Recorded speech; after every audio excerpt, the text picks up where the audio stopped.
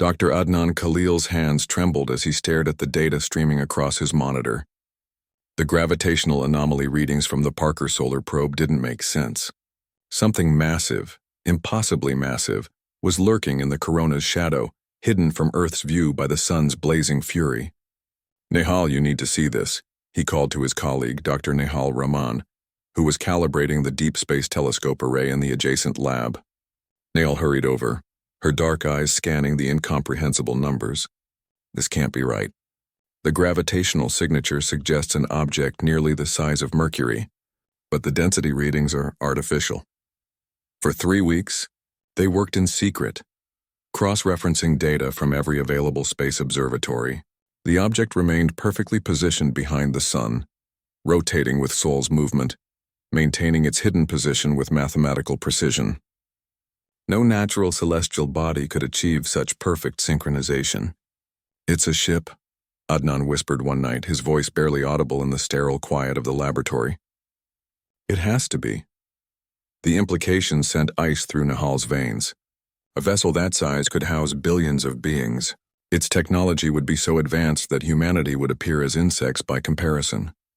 And it had been there, watching, waiting for who knew how long. They brought their findings to Dr. Elizabeth Carter, director of the International Space Monitoring Consortium. Carter's face went pale as she reviewed their data, but her voice remained steady. "If this is real, we're looking at first contact with a civilization that could obliterate us without effort. We need more proof."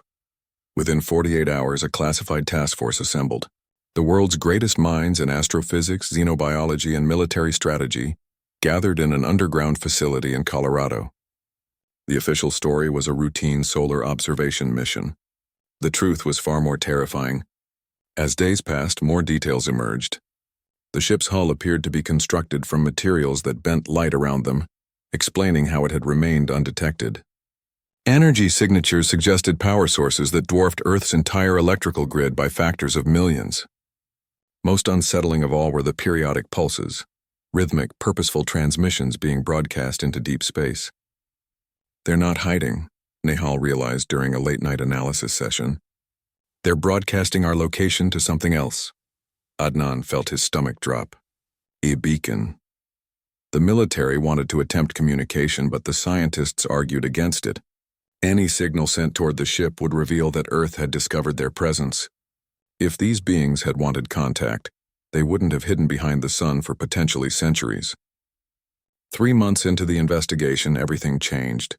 Long-range telescopes detected massive objects moving in the outer solar system, dozens of them, each one a significant fraction of the hidden ship's size. They were emerging from behind gas giants, rising from asteroid belts, decloaking from positions throughout the solar system. "We're surrounded," Carter announced grimly to the task force. "They've been here all along." The ship behind the sun wasn't hiding. It was coordinating. Panic would have been the natural response, but humanity surprised itself. Instead of surrendering to despair, something primal awakened in the species.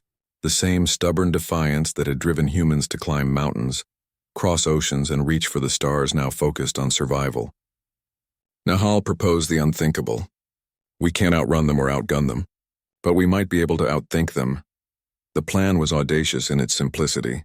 Using every nuclear weapon on Earth, they would create a coordinated solar flare, a directed coronal mass ejection that would temporarily blind the alien vessels' sensors while simultaneously broadcasting humanity's location to every corner of the galaxy.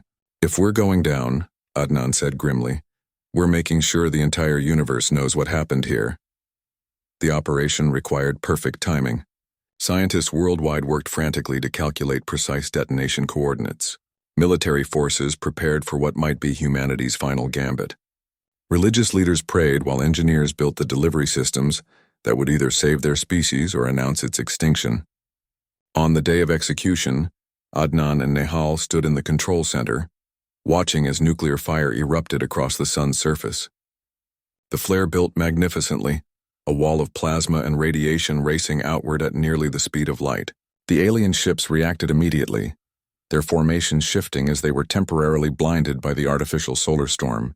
But instead of retaliating, something unexpected happened.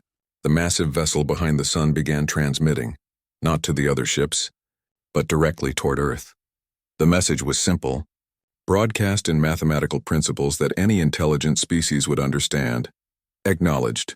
Welcome to the community. As the solar flare subsided and communications were restored, humanity learned the truth. The ships weren't invaders, they were guardians, ancient protectors who watched over developing civilizations. The test wasn't about technology or military might. It was about courage, ingenuity, and the willingness to fight impossible odds. Every species faces this moment, the alien message continued. The choice between surrender and defiance. You chose to light a star rather than hide in darkness. You are ready to join us among the stars. Adnan looked at Nehal, both scientists feeling the weight of their species' future settling on their shoulders. Humanity had passed its greatest test not through superior firepower or advanced technology, but through the same stubborn refusal to yield that had always defined them. Behind the sun, the colossal ship began broadcasting new coordinates, not for invasion but for invitation. Humanity's real journey was just beginning. The stars, it seemed, had been waiting for them all along.